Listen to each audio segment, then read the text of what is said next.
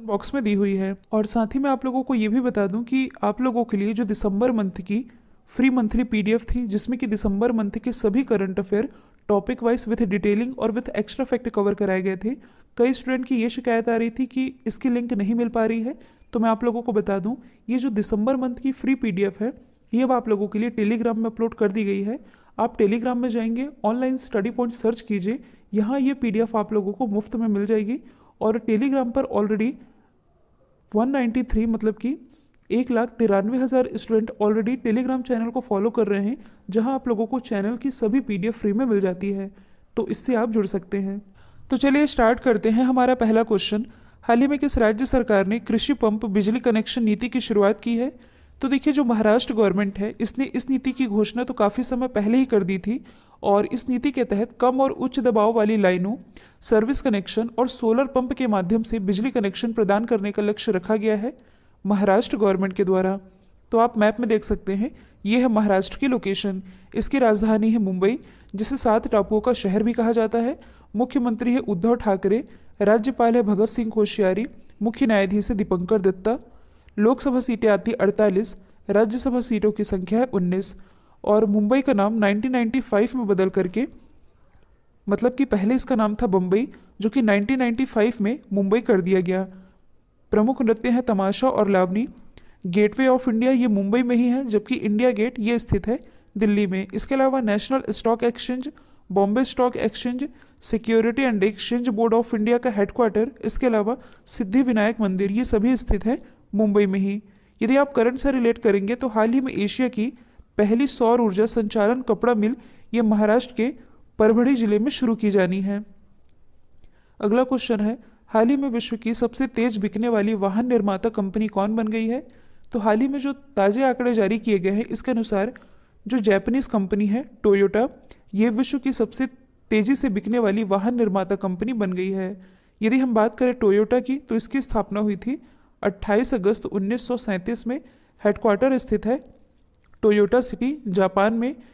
इसकी जो स्थापना है, मतलब कि इसके संस्थापक ये थे किशिरा टोयोदा, और प्रेजेंट टाइम में इसके अध्यक्ष हैं ताकेशी उचियामाडा।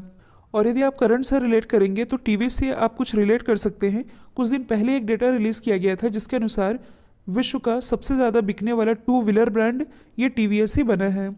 अगला क्वेश्चन है, हाल ही में Bharat Japan act east forum की 5वीं संयुक्त बैठक कहाँ संपन्न हुई है? तो ये जो एक्ट ईस्ट फोरम की 5वीं संयुक्त बैठक थी ये संपन्न हुई है नई दिल्ली में। अब इसे आप समझिएगा, ये क्या है एक्ट ईस्ट फोरम, तो इसका आप बेसिक जान लीजिए। देखिए 1991 में जब नरसिम्हा राव जी की सरकार थी तब इनके द्वारा लुक ईस्ट पॉलिसी लागू की गई थी। लुक ईस्ट पॉलिसी मतलब कि पूर्व की ओर देखो, मतलब कि पूर्व में जो देश हैं उनकी तरफ देखो, इस नीति की शुरुआत की गई थी। और इसके बाद जब नरेंद्र मोदी जी की सरकार आई 2014 में, तब इस लुक ईस्ट पॉलिसी को बदल कर दिया गया एक्ट ईस्ट पॉलिसी। मतलब कि जो पूर्व के देश हैं इनके तरफ केवल देखना नहीं है, उनके साथ अच्छे संबंध भी मजबूत करना है और उनके साथ व्यापार को भी बढ़ावा देना है। इसके कारण प्राइम मिनिस्टर नरेंद्र मोदी जी के द्वारा लुक ईस्ट पॉलिसी की जगह एक्ट ईस्ट पॉलिसी की शुरुआत की गई थी। तो देखिए यहाँ हम बात कर रहे हैं कि Bharat Japan act east forum की ये जो 5वीं संयुक्त बैठक रही, यह आयोजित की गई नई दिल्ली में। और इस बैठक के दौरान दोनों ही देशों के बीच कनेक्टिविटी, जल विद्युत, सतत विकास यानी कि सस्टेनेबल डेवलपमेंट आदि क्षेत्रों में काम किया जाना है। मतलब कि इस पर विचार किया गया है इस बैठक में। और ये जो बैठक रही ये किसकी अध्यक्षता में आयोजित की गई?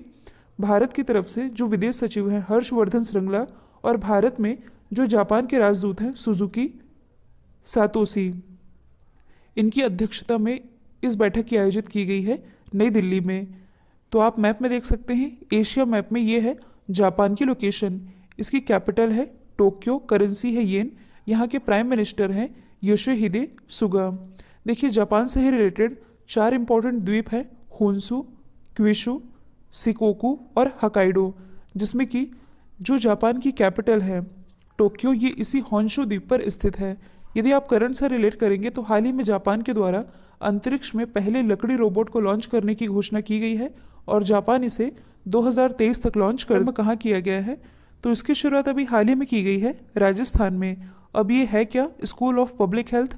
तो इसे आप एक लाइन में याद रख सकते हैं कि राज्य में यानी कि राजस्थान में हेल्थ कैपेसिटी यानी कि स्वास्थ्य क्षमता को बढ़ावा देने के लिए राजस्थान में स्कूल ऑफ पब्लिक हेल्थ की शुरुआत की गई है। तो आप मैप में देख सकते हैं राजस्थान की लोकेशन। इसकी राजधानी है जयपुर और जयपुर में ही स्थित है हवा महल। एग्जाम में क्वेश्चन पूछा गया है और इसी जयपुर को 2019 में यूनेस्को के द्वारा वर्ल्ड हेरिटेज साइट में शामिल किया गया है।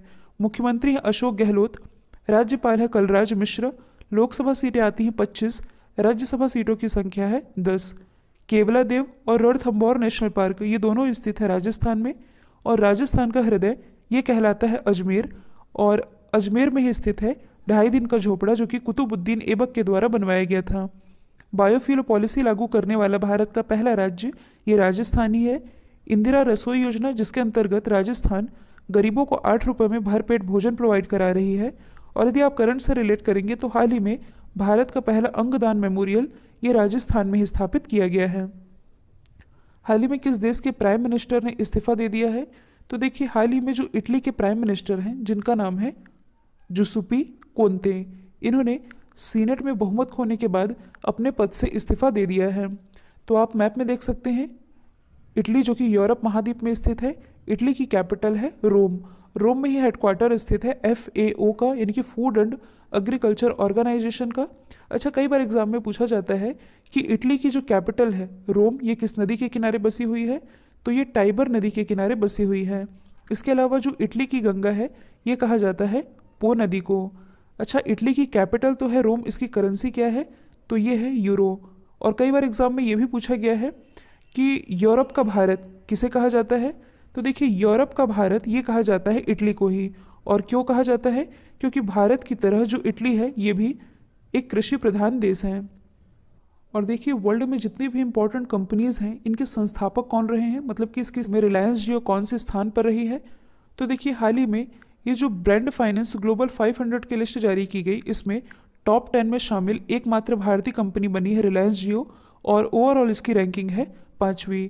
और इसके अलावा ये रिपोर्ट में ये भी कहा गया है कि जो रिलायंस जियो है ये टेलीकॉम सेक्टर में ब्रांड वैल्यू के लिहाज से सबसे तेजी से बढ़ने वाला ब्रांड बन गया है। और यदि देखा जाए तो भारत का सबसे बड़ा और दुनिया का तीसरा सबसे बड़ा मोबाइल नेटवर्क ऑपरेटर है रिलायंस जियो। अगला क्वेश्चन है हाल ही में कजाकिस्तान में भारत के अगले राजदूत कौन बने हैं? तो देखिए वैसे एग्जाम में राजदूत और उच्चायुक्त से रिलेटेड क्वेश्चन कम ही बनते हैं, लेकिन यहाँ हम कजाकिस्तान के जो फैक्ट डिस्कस करेंगे वो डेफिनेटली एग्जाम का पार्ट बन सकते हैं। तो हाल ही में कजाकिस्तान के राजदूत ये बन गए हैं सुखदर्शनी त्रिपाठी। अच्छा, यहाँ राजदूत वाला क्वेश्चन ऐड हुआ ही है तो आप सभी जानते हैं अभी हाल ही में दिल्ली में जो इजराइल की एम्बेसी है उसके बाहर एक धमाका हुआ था। तो क्वेश्चन आपसे ये पूछा जा सकता है कि भारत में इजराइल के राजदूत कौन है? तो इनका नाम है डॉक्टर रॉन मल्का। इनका नाम अभी चर्चा में भी रहा है। यहाँ हम डिस्कस कर रहे हैं कजाकिस्तान के बारे में और भारत के अगले राजदूत कजाकिस्तान में ये बन गए हैं सुखदर्शनी त्रिपाठी। आप एशिया मैप में देख सकते हैं ये है कजाकिस्तान की लोकेशन, यहाँ कहीं है अपने देश भारत की लोकेशन, ये पाकिस्तान, फिर आगे तजाकिस्तान, किर्गिस्तान और ये है कजाकिस्तान। कजाकिस्तान की कैपिटल क्या है? तो ये है नूर सुल्तान। इसकी करेंसी है तेंगे और इसके जो प्रेसिडेंट है इनका नाम है कासिम जोमार्ट। आसपास की यदि आप लोकेशन देखेंगे क्योंकि ये इंपॉर्टेंट है, तो ये जो आप देख रहे हैं ये है कैस्पियन सी जो कि विश्व में सबसे खारे पानी की झील है। एग्जाम में कई बार पूछा जाता है कि कौन कौन सी कंट्रीज़ हैं जो कि इसके साथ बॉर्डर शेयर करती हैं। तो ये है रशिया, अजरबैजान, ईरान, तुर्कमेनिस्तान और कजाकिस्तान। ध्यान रहे उज्बेकिस्तान इसका हिस्सा नहीं है, मतलब कि उज्बेकिस्तान की सीमा कैस्पियन सी से नहीं लगती। तो जो कजाकिस्तान है इसकी सीमा तो लग रही है कैस्पियन सी से। इसके अलावा आप देखेंगे कि कजाकिस्तान और उज्बेकिस्तान के बीच में ये जो आप देख रहे हैं ये है अरल सागर। कई बार एग्जाम में पूछा जाता है कि किन दो देशों के बीच अरल सागर स्थित है? तो ये कजाकिस्तान और उज्बेकिस्तान की सीमा पर स्थित है। मैं आप लोगों को बता दूं कि इस अरल सागर का लगभग 90% पानी सूख चुका है, केवल 10% ही रह गया है। Arrow India international air show का आयोजन कहाँ किया जाएगा? तो ये जो arrow India international air show है जिसका 13वां एडिशन अभी हाल ही में 3 से 5 फरवरी के बीच आयोजित किया जाएगा कर्नाटक की राजधानी बैंगलोर में, जिसमें कि जो DRDO है यानी कि डिफेंस रिसर्च डेवलपमेंट ऑर्गेनाइजेशन, इसके द्वारा भारत की एयर टेक्नोलॉजी को शो किया जाएगा और यही आयोजित होना है बैंगलोर में। तो हम बैंगलोर से रिलेटेड कुछ फैक्ट डिस्कस कर लेते हैं। जैसे कि अभी मैंने बताया है, यह कर्नाटक की कैपिटल जिसे सिलिकॉन सिटी के नाम से भी जाना जाता है और ये वृषभावती नदी के किनारे बसी हुई है। भारत की पहली गर्ल्स फुटबॉल एकेडमी ये भी बैंगलोर में ही स्थापित की गई है। हाल ही में भारत का पहला इग्लू कैफ़े कहाँ बनाया गया है? इग्लू आप सभी जानते हैं, जहाँ बर्फ़ के अंदर घर बना के रहते हैं, यही है इग्लू, और ये है इग्लू कैफ़े। तो स्विट्ज़रलैंड की तर्ज पर अभी हाल ही में जम्मू कश्मीर में लगभग 2730 मीटर की ऊंचाई पर स्थित गुलमर्ग में भारत का पहला इग्लू कैफ़े बनाया गया है। अब ये है भारत का पहला इग्लू कैफ़े, इसलिए इम्पोर्टेंट है। अब इस क्वेश्चन में बात की जा रही है भारत के पहले की, तो हाल ही में ओडिशा की राजधानी भुवनेश्वर में भारत का पहला फायर पार्क स्थापित किया गया है। असम के जोगीघोपा में भारत का पहला मल्टी मॉडल लॉजिस्टिक पार्क, इसकी आधारशिला रखी गई है केंद्रीय मंत्री नितिन गडकरी जी के द्वारा।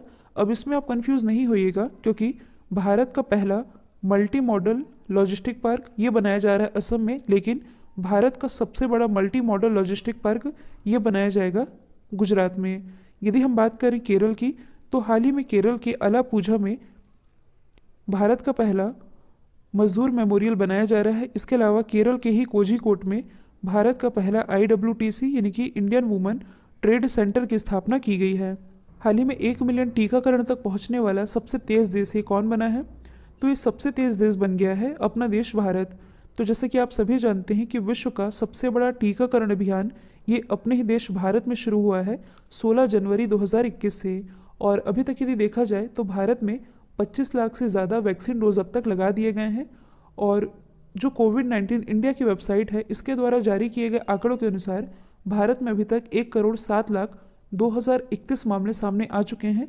लेकिन अच्छी बात यह है कि भारत में एक्टिव केसेस की संख्या लगातार कम हो रही है, और फिलहाल यदि देखा जाए तो भारत में केवल 1,75,000 एक्टिव मामले, मतलब कि कोरोना के केवल 1,75,000 मामले ही एक्टिव हैं। तो 1 मिलियन टीकाकरण तक पहुंचने वाला सबसे तेज़ देश ये बना है भारत। हाल ही में माइक्रोसॉफ्ट ने अपना नया इंजीनियरिंग हब किस शहर में लॉन्च किया है? तो ये लॉन्च किया है नोएडा में। तो देखिए, जो माइक्रोसॉफ्ट है, माइक्रोसॉफ्ट के द्वारा उत्तर प्रदेश के नोएडा में अपने नए इंडिया डेवलपमेंट सेंटर की सर्विस शुरू करने की घोषणा की गई है, जो कि ताजमहल के तर्ज पर बनाया जाएगा।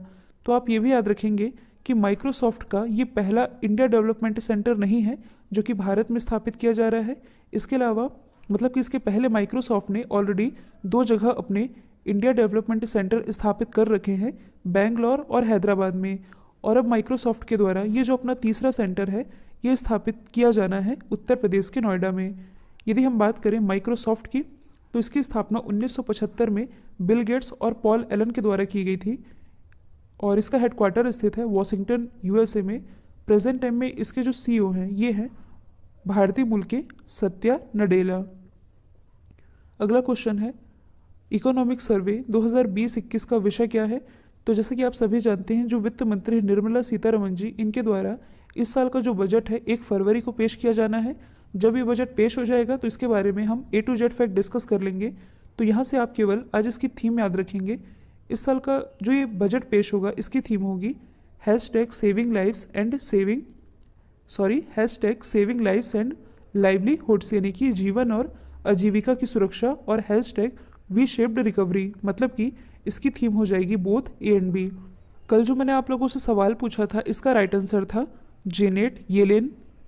अब आप लोगों के लिए आज का सवाल है, हाल ही में जारी किए गए करप्शन इंडेक्स में भारत कौन से स्थान पर रहा है? तो साथ ही मैं आप लोगों को ये भी बता दूं कि कल जो मैंने आप लोगों को ये इंडेक्स बताया था, इसमें ग्लोबल हंगर इंडेक्स में मैंने इंडिया की रैंकिंग गलती से 92nd बताई थी। इंडिया की रैंकिंग है 94, टॉप पर है बेलारूस, तो इसे आप करेक्ट कर लीजिएगा। आपको आज इसमें करप्शन इंडेक्स में इंडिया की रैंकिंग बतानी है। तो यदि ये वीडियो आप लोगों को पसंद आया है तो वीडियो को लाइक, शेयर और सब्सक्राइब करना बिल्कुल मत भूलिएगा। तो आज के लिए इतना ही। Thank you so much.